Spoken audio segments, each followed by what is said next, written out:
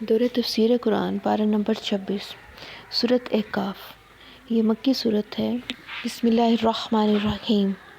حامیم تنزیل الکتاب من اللہ العزیز الحکیم۔ اس میں سب سے پہلے اللہ تعالیٰ نے قرآن پاک کی حقانیت کا تذکرہ کیا ہے کہ یہ کتاب غالب حکمت والے اللہ کی طرف سے نازل کی گئی ہے، اور ہم نے آسمان و زمین کو اور جو کچھ ان دونوں میں ہے مبنی بر حکمت اور ایک وقت مقرر تک کے لیے پیدا کیا ہے، جبکہ کافر اس ہدایت سے منہ موڑتے ہیں۔ تو اللہ تعالیٰ سوالی انداز اختیار کر رہے ہیں کہ ان سے کہیں کہ بھلا تم نے ان چیزوں کو دیکھا ہے جن کو تم اللہ کے سوا معبود سمجھ کے پکارتے ہو؟ ذرا مجھے بھی تو دکھاؤ کہ انہوں نے زمین میں کون سی چیز پیدا کی، یا آسمانوں میں ان کی کیا شرکت ہے۔ اگر سچے ہو تو ایسی کوئی کتاب لے کے آؤ، یا پھر علم انبیاء میں سے کچھ منقول چلا آتا ہو تو اسے پیش کرو۔ پھر ان کے الزامات کا ذکر ہے کہ وہ کہتے ہیں کہ اس نے قرآن پاک کو خود گھڑ لیا ہے۔ تو اے نبی، آپ اسے کہہ دیجئے کہ اگر میں نے اسے خود بنایا ہو تو تم بھی مجھے پھر اللہ سے بچا نہیں سکتے، کوئی اختیار نہیں رکھتے، اور میں کوئی نیا پیغمبر نہیں آیا، اور میں تو خود نہیں جانتا کہ میرے ساتھ کیا سلوک ہوگا اور تمہارے ساتھ کیا ہوگا۔ میں تو اسی کی پیروی کرتا ہوں جو وہی میری طرف آتی ہے۔ اور بھلا دیکھو، اگر اہل کتاب بھی اس کو پہچان چکے ہیں اور اس کتاب کی گواہی دے چکے ہیں اور تم تکبر کر رہے ہو، تو پھر تمہیں تمہارے ظالم ہونے میں کیا شک رہ جائے گا؟ بے شک اللہ ظالم لوگوں کو ہدایت نہیں دیتا۔ آگے ایمان والوں کا ذکر ہے کہ جن لوگوں نے کہا کہ ہمارا رب اللہ ہے، پھر اس پہ استقامت اختیار کی، تو ان پہ نہ کوئی خوف ہوگا نہ غم ہوگا، یہی لوگ اہل جنت ہیں۔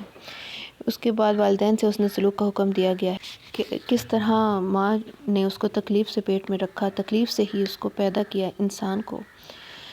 اور پھر اس کا پیٹ میں رہنا، دودھ چھڑانا 2.5 برس میں ہوتا ہے، یہاں تک کہ وہ خوب جوان ہو جاتا ہے، 40 برس کو پہنچ جاتا ہے۔ تو ایک دعا کا ذکر ہے کہ نیک شخص جو ہے وہ یہ دعا کرے گا، ربی اوزعنی ان اشکر نعمتک التی انعمت علی وعلی والدی، کہ اے رب مجھے توفیق دے کہ میں اس نعمت کا شکر ادا کروں جو تو نے مجھ پہ اور میرے والدین پہ احسان کیا، اور مجھے میری اولاد کی بھی اصلاح کر، اور میں تیری طرف توبہ کرتا ہوں اور مسلمانوں میں سے ہوں۔ یہ 40 برس کا جب کوئی شخص ہو جائے تو اسے یہ دعا کرنی چاہیے۔ پھر ایک کریکٹر کا ذکر ہے جو کہ اس طرح کی دعائیں اللہ سے کرتا ہے، اور اس کے برخلاف دوسرا کریکٹر یہاں پہ اللہ نے اس کا نقشہ کیا ہے پیش، کہ جو شخص اپنے ماں باپ سے کہتا ہے کہ اف اف، تم مجھے یہ بتاتے ہو کہ میں زمین سے نکالا جاؤں گا، یعنی عقیدت و آخرت میرے اندر راسخ کرنے کی کوشش کرتے ہو، حالانکہ بہت سے پہلے لوگ گزر چکے ہیں جو اس عقیدے پہ نہیں ہیں، اور وہ دونوں اللہ تعالیٰ سے فریاد کرتے ہیں کہ اے کمبخت ایمان لے آ، اللہ کا وعدہ سچا ہے، مگر یہ کہتا ہے کہ یہ تو پہلے لوگوں کی کہانیاں ہیں۔ تو ان دونوں کریکٹرز میں سے دیکھ لیں کون راہ راست دکھائی دیتا ہے۔ آگے قوم عاد کا مختصر قصہ ہے کہ جب احقاف کی سرزمین میں حضرت ہود علیہ السلام نے اپنی قوم دعوت توحید دی ہے، مگر وہ اس کے جواب میں کہنے لگے کہ کیا تم ہمارے پاس اس لیے آئے ہو کہ ہمیں اپنے معبودوں سے برگشتہ اور اگر سچے ہو تو عذاب لے کے آؤ۔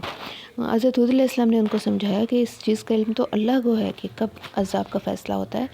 پھر ان پہ ایک بادل بھیجا گیا۔ جب انہوں نے بادل کو میدانوں کی طرف آتے دیکھا تو کہنے لگے کہ یہ تو ہم پہ برسے گا،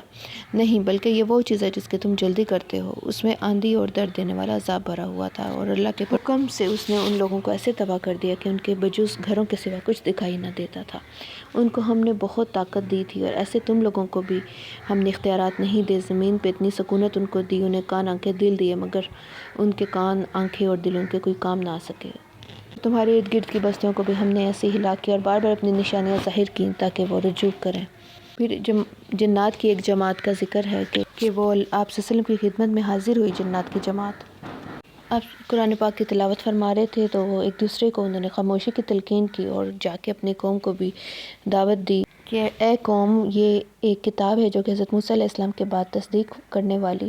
نازل کی گئی ہے، اور اے قوم، اللہ کے بلانے والے کی بات کو قبول کرو اور اس پہ ایمان لاؤ، اور جو شخص اللہ کے طرف بلانے والے کی بات قبول نہ کرے گا تو زمین میں اللہ کو عاجز نہیں کر سکتا، اور نہ ہی اس کے کوئی حمایتی ہوں گے۔ عقیدِ آخرت کی ایک عقلی دلیل اللہ تعالیٰ پیش کرتے ہیں، کیا وہ دیکھتے نہیں کہ جس نے آسمان و زمین کو پیدا کیا، ان کو پیدا کرنے سے وہ تھکا نہیں، وہ اس بات پہ بھی قادر ہے کہ مردوں کو زندہ کرے۔ ہاں وہ ہر چیز پہ قادر ہے۔ آپ صلی اللہ علیہ وسلم کو صبر کا حکم دیا جا رہا ہے کہ آپ بھی پہلے گزرنے والے عالی ہمت پیغمبروں کی طرح صبر کیجئے اور جلدی نہ کیجئے ان کے لیے عذاب مانگنے میں، اور جس دن یہ وعدہ پورا ہوگا تو ان کو یوں لگے گا جیسے کہ وہ دنیا میں ایک گھڑی ہی رہے تھے، یعنی دنیا کے دورانیے کی مدت انہیں دن کی ایک گھڑی معلوم ہوگی۔ سورت محمد ہے، یہ مدنی صورت ہے۔ مدنی صورتوں میں زیادہ ہمیں احکامات دکھائی دیتے ہیں، اس میں جہاد کے متعلق زیادہ بتایا گیا۔ تو اللہ تعالیٰ فرماتے ہیں کہ جن لوگوں نے کفر کیا اور اللہ کی راہ سے دوسروں کو روکا، اللہ نے ان کے اعمال غارت کر دیے۔ اس کے برخلاف جو لوگ ایمان لائے، نیک عمل کرتے رہے اور نبی پاک صلی اللہ علیہ وسلم پہ جو کتاب نازل ہوئی اسے مانتے رہے اور اللہ کی طرف سے برحق سمجھتے رہے، ان کے گناہ دور کر دیے گئے اور ان کی حالت سنوار دی گئی۔ جہاد کا حکم دیا جا رہا ہے کہ جب مومنوں تم کافروں سے بھیڑ جاؤ تو ان کی گردنیں اڑا دو، یہاں تک کہ جب انہیں خوب قتل کر چکو تو پھر انہیں مضبوطی سے جو بچ جائیں قید کر لو۔ اس کے بعد یا تو احسان رکھ کے چھوڑ دو یا کچھ مال لے کے۔ اور جو لوگ اللہ کی راہ میں مارے جائیں اس دوران تو اللہ ان کے اعمال کو کبھی ضائع نہیں کرے گا، بلکہ ان کو سیدھے راستے پہ چلائے گا اور ان کی حالت درست کرے گا اور انہیں جنت عطا کر دے گا جس کو وہ پہچانتے ہوں گے۔ ظاہرہ قبر میں تو ان کی خوشبوئیں تو پہلے ہی شہداء کو آتی ہوں گی جنت کی، تو وہ اس کو جانتے پہچانتے ہوں گے جب داخل کیا جائے۔ مومنین کو ایک اور بشارت دی جا رہی ہے کہ اگر تم اللہ کی مدد کرو گے تو اللہ بھی تمہاری مدد کرے گا، یعنی دین کو فروغ کا کام کرو گے تو در حقیقت یہ اللہ کی ہی مدد ہے، تو پھر وہ بھی تمہاری مدد کرے گا اور تمہیں ثابت قدم رکھے گا۔ دیکھیں کافروں کے لیے ہلاکت ہے اور ان کے اعمال برباد ہیں، اس لیے کہ انہوں نے اللہ کی نازل فرمائی ہوئی چیز کو ناپسند کیا۔ اور کیا انہوں نے ملک میں سیر نہیں کی تاکہ وہ دیکھتے کہ پہلے لوگوں کا انجام کیسا ہوا، کس طرح اللہ نے ان کو تباہ کر دیا۔ اور یہ اس وجہ سے کہ اللہ مومنوں کا دوست ہے اور کافروں کا کوئی دوست نہیں۔ ایمان اور عمل صالح والوں کے لیے جنتیں ہیں جن کے نیچے نہریں بہتی ہوں گی، جبکہ کافر اس طرح فائدے دنیا کے اٹھاتے ہیں اور ایسے کھاتے ہیں جیسے کہ حیوان کھاتے ہیں۔ مومنین کے لیے جس جنت کا وعدہ کیا گیا ہے اس کی کچھ اوصاف اللہ بیان فرما رہے ہیں کہ وہاں پہ نہریں ہوں گی، 4 قسم کی نہروں کا ذکر ہے۔ ایک پانی کی جو بدبو نہیں کرے گا، دوسری دودھ کی نہر جس کا مزہ نہیں بدلے گا، اور تیسری شراب کی نہریں جو پینے والوں کے لیے لذت ہے، اور چوتھی شہد مصفیٰ کی نہریں جو حلاوت ہی حلاوت ہے، اور وہاں ہر قسم کے میوے ہیں اور پروردگار کی طرف سے مغفرت ہے۔ اللہم اجعلنا منہم۔ کیا یہ لوگ ان کے مانند ہو سکتے ہیں جو ہمیشہ ہمیشہ آگ میں رہیں اور کھولتا ہوا پانی انہیں پلایا جائے جس سے ان کی انتڑیاں کٹ جائیں؟ اللہم اجرنا من النار۔ اے نبی، کافر جو چالیں چلتے ہیں اور آپ باتیں سن کے ان میں رد و بدل کر کے پیش کرتے ہیں تو ان کے دلوں پہ ہم نے مہر لگا دی، جبکہ جو ایمان والے ہیں ہم ان کی ہدایت کو مزید بڑھاتے جاتے ہیں۔ نبی صلی اللہ علیہ وسلم کو اللہ تعالیٰ حکم دے رہے ہیں کہ آپ جان رکھیں کہ اللہ کے سوا کوئی معبود نہیں، اور اپنے گناہوں کی معافی مانگو، اور مومن مردوں اور عورتوں کے بھی۔ منافقین کے حوال کا ذکر ہے کہ جب کوئی ایسی صورت نازل ہوتی ہے جس میں جہاد کے احکامات ہوتے ہیں تو تم دیکھتے ہو کہ ان کی آنکھیں اس طرح چکرانے لگتی ہیں جیسے کہ ان پہ کوئی بے ہوشی طاری ہو گئی ہو، موت کی حالت ان پہ واقع ہو رہی ہو، جبکہ اس کے برخلاف انہیں فرما برداری سے کام لینا چاہیے تھا اور پسندیدہ بات کہنی چاہیے تھی۔ اور اے منافقو، اگر تمہیں ہم حاکم بنا دیں تو تم تو ملک میں خرابی کرنے لگو اور رشتوں کو توڑ ڈالو۔ یہی لوگ ہیں جن پر اللہ نے لعنت کی، انہیں بہرا اور اندھا بنا دیا۔ افلا یتدبرون القرآن ام علی قلوب اقفالها۔ کیا یہ قرآن پہ غور نہیں کرتے یا ان کے دلوں پہ کفر لگے ہوئے ہیں، تالے پڑے ہیں؟ یہ اللہ کی اتاری ہوئی کتاب سے بیزار ہیں اور آپ صلی اللہ علیہ وسلم سے کہتے ہیں کہ ہم تمہاری بات مانیں گے، جبکہ اللہ ان کے پوشیدہ مشوروں سے اچھی طرح واقف ہے۔ اس وقت کیا حال ہوگا جب فرشتے ان کی جان نکالیں گے اور ان کے منہوں اور پیٹھوں پہ مار رہے ہوں گے۔ اور ان منافقین کو اے محمد تم ان کے انداز گفتگو سے ہی پہچان لو گے، اور ہم چاہتے تو تمہیں دکھا بھی دیتے، اور ہم لیکن تمہیں آزمانا چاہتے ہیں کہ ہم جان لیں کہ مجاہدین کون ہے، تم میں سے صابرین کون ہے، اور ہم تمہارے حالات کو جانچ لیں۔ اور جن لوگوں کو سیدھا راستہ معلوم ہو گیا پھر بھی انہوں نے کفر کیا اور پیغمبر کی مخالفت کی، وہ اللہ کا کچھ بھی بگاڑ نہیں سکتے۔ اے ایمان والو، اطیعوا اللہ و اطیعوا الرسول، اللہ اور اس کے رسول کی پیروی کرو، ولا تبطلوا اعمالکم، اور اپنے اعمال کو ضائع نہ کرو، اور ہمت نہ ہارو اور دشمنوں کو صلح کی طرف نہ بلاؤ، تم ہی غالب رہو گے اور اللہ تمہارے ساتھ ہے۔ انما الحیات الدنیا لعب و لہو، دنیا کی زندگی تو محض کھیل اور تماشا ہے، اور اگر تم ایمان لاؤ گے، پرہیزگاری کرو گے تو اللہ تمہیں تمہارا اجر دے گا۔ پھر بخل سے منع فرما رہے ہیں کہ تم نے جب اللہ کی راہ میں خرچ کرنے کی طرف بلایا جاتا ہے تو مجھ سے کچھ ایسے لوگ ہیں جو بخل کرتے ہیں، اور جو بخل کرتا ہے وہ اپنی ہی جان سے، اور اللہ بے نیاز ہے، تم محتاج ہو، اور اگر تم منہ پھیرو گے تمہاری جگہ وہ دوسروں کو لے آئے گا جو تمہاری طرح کے نہیں ہوں گے۔ آگے سورۃ فتح ہے، یہ مدنی سورت ہے، اس میں اللہ تعالیٰ نے ایک فتح مبین کی نبی صلی اللہ علیہ وسلم کو بشارت دی ہے۔ یہ در حقیقت ایک معاہدہ تھا صلح حدیبیہ کا، جس میں آپ صلی اللہ علیہ وسلم صحابہ کرام کے ساتھ عمرے کی نیت سے گئے ہیں اور مشرکین مکہ نے آپ کو روک لیا، اور وہاں پہ رک کے آپ صلی اللہ علیہ وسلم نے ان سے کچھ صلح کا معاہدہ کیا ہے۔ 1400 صحابہ کو ساتھ لے کے آپ صلی اللہ علیہ وسلم نکلے تھے تقریباً غالباً، تو اس میں بظاہر سبکی تھی اور دب کے صلح کرنی پڑی تھی، کچھ شرائط ان کی ماننی پڑی تھی۔ دکھنے میں یوں لگ رہا تھا جیسے کہ مسلمان کچھ پسپا ہو گئے ہیں اور ان کے آگے دب گئے، ان کے پریشر میں آئے، لیکن اللہ تعالیٰ فرماتے ہیں در حقیقت یہی فتح تھی۔ یہ تمہاری سکھ کی نہیں تھی بلکہ اس میں تمہاری فتح تھی، کیونکہ آگے چل کے صلح حدیبیہ کا بہت فائدہ ہوا مسلمانوں کو۔ پھر اللہ پاک فرماتے ہیں کہ اسی نے تمہارے دلوں پہ تسلی نازل کی ہے، اور اللہ ہی کے لیے لشکر ہیں آسمانوں کے اور زمین کے، اور یہ اس وجہ سے تھا، اس کا مقصد یہ تھا صلح حدیبیہ کا، تاکہ وہ مومن مردوں اور عورتوں کو بہشتوں میں داخل کرے، اور کافروں اور منافق مردوں اور منافق عورتوں کو، مشرک مردوں اور عورتوں کو جو اللہ کے بارے میں برے خیال رکھتے ہیں عذاب دے اس کی وجہ سے۔ انہی پہ حادثے واقع، انہی پہ اللہ کا غصے ہوا اور ان پہ لعنت کی، ان کے لیے دوزخ تیار کی۔ وَلِلَّهِ جُنُودُ السَّمَاوَاتِ وَالْأَرْضِ، آسمان و زمین کے لشکر اللہ ہی کے ہیں، اور وہ غالب حکمت والا ہے۔ وسلم کی صفات بیان کی جا رہی ہیں، اِنَّا أَرْسَلْنَاكَ شَاهِدًا وَمُبَشِّرًا وَنَذِيرًا، آپ کو حق ظاہر کرنے والا، خوشخبری سنانے والا اور خوف دلانے والا بنا کے بھیجا، اور مسلمانوں تاکہ تم اپنے نبی کی پہ ایمان لاؤ، اس کی مدد کرو، اس کو بزرگ سمجھو، اور صبح شام اللہ کی تسبیح کرتے رہو۔ اللہ پاک فرماتے ہیں تم لوگوں نے جو بیعت کی ہے، آپ صلی اللہ علیہ وسلم نے تمام صحابہ کرام کو اکٹھے کر کے ان سے بیعت لی تھی، اور حضرت عثمان رضی اللہ عنہ کو اپنا قاصد بنا کے بھیجا تھا۔ کافی عرصہ انہیں نظر بند کر لیا مشرکین نے، اور سب سمجھتے رہے کہ حضرت عثمان رضی اللہ عنہ شہید ہو گئے ہیں۔ اللہ تعالیٰ فرماتے ہیں یہ جو بیعت تم نے کی ہے، اللہ کا ہاتھ تمہارے ہاتھوں کے اوپر ہے۔ جب انہوں نے ایک دوسرے سے ہاتھ ملا کے معاہدہ کیا تھا آپس میں، تو اللہ کا ہاتھ تمہارے ہاتھوں کے اوپر تھا۔ منافقین کے بہانوں کا ذکر ہے، جو پیچھے رہ گئے تھے، وہ کہیں گے کہ ہمیں تو مال اور اہل و عیال نے روک رکھا تھا، اور ہم اس لوگوں کے ساتھ لشکر میں شامل ہو کے جہاد پہ نہیں گئے، یا تمہاری جماعت کو تقویت نہیں دی۔ تو حالانکہ اللہ پاک جانتے ہیں اور ان کے دلوں کے بھید، کہ در حقیقت تم یہ سمجھ بیٹھے تھے کہ نبی صلی اللہ علیہ وسلم اور مومن کبھی اہل و عیال میں واپس لوٹ کے نہیں آئیں گے۔ ایک نسبتاً سخت حکم کی وجہ سے اور اپنے ایمان کی کمزوری کی وجہ سے در حقیقت تم نے عذر تراشا، اور جہاد سے جان چھڑانا تمہیں بڑا خوشنما لگا تھا، اور تم در حقیقت ہلاک ہونے والی قوم ہو۔ اور جو شخص اللہ پہ اور اس کے پیغمبر میں ایمان نہ لائے، تو ایسے ہی کافروں کے لیے ہم نے آگ تیار کر رکھی ہے۔ آسمان و زمین کی بادشاہت اللہ کو ہی زیب دیتی ہے، وہ جس کو چاہے بخش دے اور جس کو چاہے سزا دے، اور اللہ تعالیٰ غفور الرحیم ہے۔ پھر اے ایمان والو، جب تم غنیمت حاصل کرنے چلو گے تو پیچھے رہنے والے منافقین بھی تمہارے ساتھ جانے کی کوشش کریں گے، اور کہیں گے ہمیں بھی اجازت دیں، تم ان کو جانے سے روک دو، اور یہ تمہارے اس قول پہ بھی الزام لگائیں گے کہ تم ہم سے حسد کرتے ہو، حالانکہ یہ لوگ بات سمجھتے ہی نہیں۔ ان اعرابیوں کو کہہ دیجئے کہ تمہیں ایک سخت جنگجو قوم کے ساتھ لڑائی کے لیے بلایا جائے گا، اگر تم اطاعت کرو گے تو پھر اس میں اللہ تمہیں اچھا بدلہ دے گا، اور اگر پھر جاؤ گے جیسے پہلے پھرے تھے تو تمہیں بری تکلیف کی سزا دے گا۔ نہ ہی اندھے پہ کوئی گناہ ہے، نہ ہی لنگڑے پہ، اور نہ ہی بیمار پہ، یہ لوگ چاہیں تو جہاد پہ نہ جانے کو اختیار کر سکتے ہیں۔ پھر اللہ تعالیٰ مومنین کو اپنی رضا کی بشارت دے رہے ہیں کہ جن لوگوں نے نبی پاک صلی اللہ علیہ وسلم سے درخت کے نیچے بیعت کی، اللہ ان سے راضی ہو گیا، اور انہیں ہم نے بہت جلد فتح بھی عطا کی، اور بہت سی غنیمتوں کا بھی اللہ تعالیٰ یہاں وعدہ دلا رہے ہیں کہ ہم تمہیں بہت سی غنیمتیں بھی عطا کریں گے، فتح بھی اور مال غنیمت نیز اللہ کی خوشنودی بھی دے دی گئی انہیں۔ اور اے مومنو، کس طرح ہم نے کافروں کے ہاتھ تم سے روک دیے، سرحد مکہ میں ان کے تم سے اور تمہارے ان سے ہاتھ روکے ہیں، اور یہی وہ لوگ ہیں جنہوں نے کفر کیا تھا اور تمہیں مسجد حرام جانے سے روک۔ اللہ تعالیٰ حکم فرماتے ہیں کہ لڑائی بند کروانے کی وجہ یہ تھی کہ اس جہاد کی وجہ سے بہت سے مومن مردوں اور عورتوں کو لا علمی میں نقصان پہنچنے کا احتمال تھا، تو اس وجہ سے ہم نے جنگ کو تم سے بند کیا، روک دیا۔ اور اللہ تعالیٰ نے نبی پاک صلی اللہ علیہ وسلم کے وعدے کو سچ کر دکھایا۔ آپ صلی اللہ علیہ وسلم کو خواب آئی تھی عمرے کی، تو اللہ تعالیٰ نے اگر چاہا تو تم مسجد حرام میں اپنے بال منڈوا کر اور امن و ایمان سے داخل ہوگے، اور تمہیں کوئی خوف نہیں ہوگا۔ اسی نے اپنے پیغمبر کو ہدایت اور دین حق کے ساتھ بھیجا ہے تاکہ تمام دینوں پہ اس کو غالب کر دے۔ ایمان والوں کی کچھ صفات یہاں پہ اللہ تعالیٰ بیان کر رہے ہیں کہ جو محمد رسول اللہ صلی اللہ علیہ وسلم کے ساتھی ہیں، وہ کافروں کے حق میں تو سخت ہیں، آپس میں انتہائی رحم کرنے والے ہیں، اور تم انہیں دیکھو گے یہ اللہ کے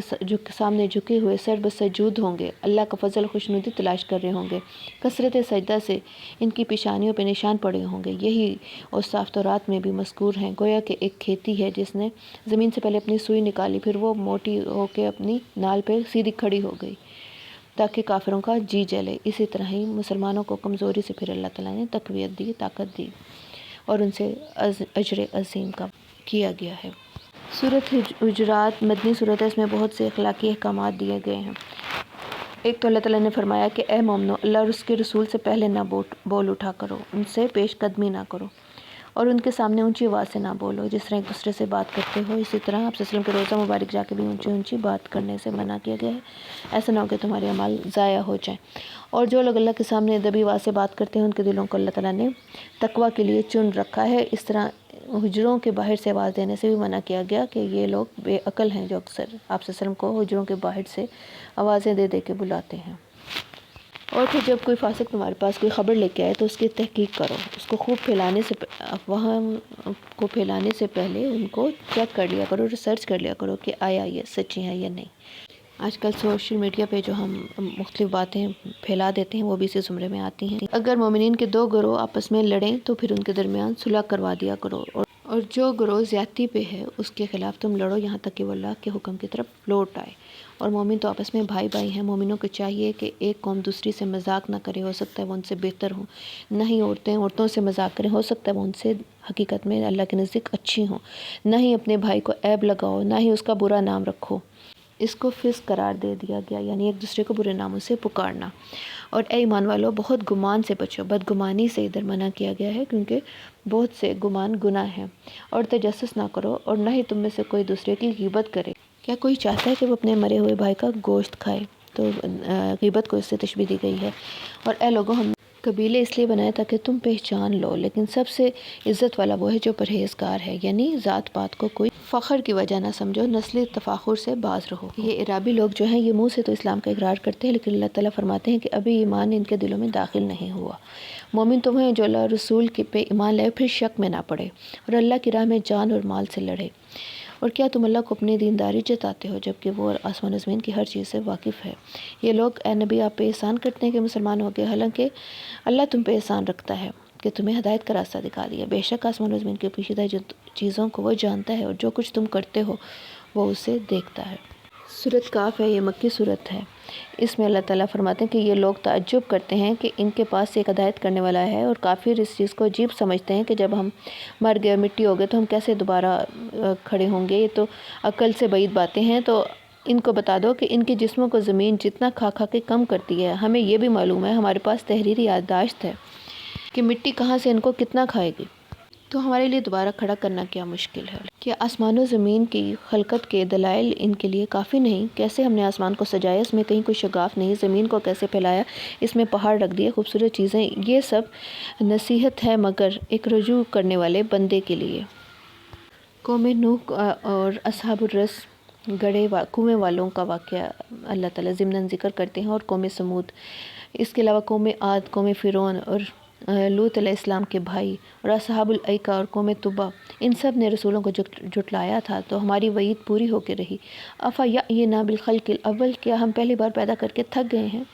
جو دوسری دفعہ نہیں کر سکیں گے؟ بل ہم فی لبس من خلق جدید، بلکہ وہ تو سر نو پیدا کرنے کے بارے میں شک میں مبتلا ہیں۔ یعنی اللہ تعالیٰ کی ذات تو تمام عیب سے، بھوک پیاس سے، تھکاوٹ سے پاک ہے، تو اس کے لیے کیا مشکل۔ اور ہم نے انسان کو پیدا کیا، وَنَحْنُ أَقْرَبُ إِلَيْهِ مِنْ حَبْلِ الْوَرِيدِ، ہم تو اس کی رگِ جان سے بھی قریب ہیں، ہم تو ان کے دلوں میں اٹھنے والے ہر خیال جانتے ہیں۔ اور جب وہ کوئی کام کرتے ہیں تو لکھنے والے دائیں بائیں جو بیٹھے ہیں کرامن کاتبین، ان کی ہر بات اور زبان پہ آنے والا ہر لفظ لکھتے ہیں، حتیٰ کہ جب موت کی بے ہوشی طاری ہوگی، سور پھونکا جائے گا اور ہر شخص ہمارے سامنے چلا آئے گا، ساتھ ساتھ ایک ہانکنے والا فرشتہ ہوگا اس کے، اس وقت تمہاری آنکھوں سے پردہ اٹھ جائے گا، اور آج تمہاری نگاہ بڑی تیز ہے۔ کافروں کو جن کو جہنم میں ڈالا جائے گا، ان کی کچھ خصوصیات بتا رہے ہیں اللہ تعالیٰ کہ ہر سرکش ناشکرے کو دوزخ میں ڈال دو، اور جو مال میں بخل کرنے والا، حد سے بڑھنے والا اور شبے کرنے والا تھا، جس نے اللہ کے سوا اور معبود تراش رکھے تھے۔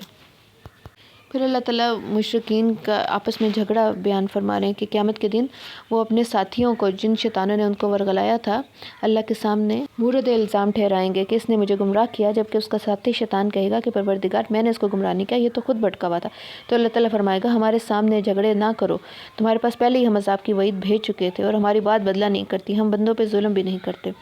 پھر اللہ تعالیٰ دوزخ سے اس دن پوچھیں گے حل امتلأت، کیا تو بھر گئی؟ وہ وتقول حل من مزید، وہ کہے گی کچھ اور بھی ہے، یعنی وہ پکارے گی کہ اور شکار میرے اندر ڈالو، وہ بھرے گی نہیں۔ جبکہ جو شخص اللہ پہ بن دیکھے ایمان لایا اور وہ لوٹنے والا دل لے کے آیا، ان کو جنت میں داخل کیا جائے گا، اور انہیں کہا جائے گا ادخلوها بسلام، سلامتی کے ساتھ داخل ہو جاؤ، یہ ہمیشہ رہنے والا دن ہے۔ لہم ما یشاؤون فیہا ولدینا مزید، وہ جو کچھ چاہیں گے ان کے لیے حاضر ہوگا، ولدینا مزید، اور ہمارے ہاں مزید بھی ہے۔ مزید سے مراد ہے اللہ کا دیدار، مفسرین کہتے ہیں۔ اور آسمان و زمین کو ہم نے پیدا کیا اور 6 دن میں، اور ہمیں ذرا بھی تھکاوٹ نہیں ہوئی۔ پھر آپ صلی اللہ علیہ وسلم کو صبر کرنے کا حکم دیا جا رہا ہے کہ جو کچھ یہ بکتے ہیں، فاصبر علی ما یقولون، وَسَبِّحْ بِحَمْدِ رَبِّكَ قبل طلوع الشمس و قبل الغروب، کہ اے نبی آپ صبر کریں اور سورج کے طلوع ہونے سے قبل اور غروب ہونے سے قبل، اور رات کے بعض اوقات میں بھی نماز کے بعد اس کی تسبیح کیا کرو۔ اور سنو، جس دن پکارنے والا نزدیک کی جگہ سے پکارے گا اس دن لوگ چیخ کو یقیناً سن لیں گے، وہی نکل پڑنے کا دن ہوگا۔ اِنَّا نَحْنُ نُحْیِی وَنُمِیتُ، ہم ہی زندہ کرتے ہیں ہم ہی مارتے ہیں، وَإِلَیْنَا الْمَصِیرُ، اور ہمارے پاس ہی لوٹ کے آنا ہے۔ آخر نبی پاک صلی اللہ علیہ وسلم کو تسلی دی ہے، نَحْنُ أَعْلَمُ بِمَا یقولون، ہم جانتے ہیں جو کچھ بھی یہ باتیں کرتے ہیں، تم ان پہ زبردستی کرنے والے نہیں ہو، بس قرآن کے ذریعے ان کو نصیحت کرتے رہو جو ہماری وعید سے ڈرے۔ یہ سورۃ ذاریات ہے، یہ مکی صورت ہے۔ اس میں اللہ تعالیٰ قسمیں کھاتے ہیں، بکھیرنے والی ہواؤں کی قسم جو اڑا کے بکھیرتی ہیں، پھر پانی کا بوجھ اٹھاتی ہیں، پھر آہستہ آہستہ چلتی ہیں، پھر چیزوں کو تقسیم کرتی ہیں۔ ان سب کی قسمیں کھا کے اللہ تعالیٰ اس پہ زور دے رہے ہیں کہ انما توعدون لصادق، کہ جس چیز کا تم سے وعدہ کیا جاتا ہے وہ سچا ہے۔ اور آسمان کی قسم جس میں رستے ہیں، کہ اے اہل مکہ تم ایک متضاد بات میں پڑے ہو، اور اس سے وہی پھرتا ہے جو کہ اللہ کی طرف سے پھیرا جائے۔ اور اٹکل کرنے والے ہلاک ہوں جو بے خبری میں بھولے بیٹھے ہیں اور کہتے ہیں کہ قیامت کب آئے گی، جس دن آگ کا عذاب دیا جائے گا، پھر کہا جائے گا اب شرارت کا مزہ چکھو، یہ وہی ہے جس کے لیے تم جلدی کیا کرتے تھے، جبکہ متقین باغوں میں اور چشموں میں ہوں گے۔ ان کی کچھ صفات بتائی جا رہی ہیں کہ رات کو وہ تھوڑا ہی سوتے تھے اور اوقات سحر میں بخشش مانگا کرتے تھے۔ ان کے مال میں مانگنے والے نہ مانگنے والے دونوں کا حق ہوتا ہے۔ زمین میں بھی ہماری نشانیاں بکھری پڑی ہیں، تمہارے اپنے نفسوں میں بھی نشانیاں ہیں، آسمان میں تمہارا رزق ہے، آسمان و زمین کے مالک کی قسم۔ قیامت اسی طرح ایک حقیقت ہے جس طرح تم آپس میں بات کرتے ہو، تمہاری آپس کی گفتگو ایک حقیقت ہے، اسی طرح قیامت کا ذکر بھی ایک حقیقت ہے۔ حضرت ابراہیم علیہ السلام کا مختصر واقعہ ذکر ہے کہ جب ان کے پاس فرشتے آئے اور ان کو خوشخبری دی ایک دانش مند بیٹے کی، تو ان کی بیوی ہنسنے لگی اور اپنا منہ پیٹ کے کہنے لگی کہ ہے ایک تو بڑھیا اور دوسری میں بانجھ ہوں، یہ کیسے ہوگا؟ تو فرشتوں نے کہا کذالک قال ربک، اسی طرح تمہارے پروردگار نے فرمایا ہے، بے شک وہ صاحب حکمت اور خبردار ہے۔ واللہ اعلم بالصواب۔ ربنا تقبل منا انک انت السمیع العلیم وتب علینا انک انت التواب الرحیم۔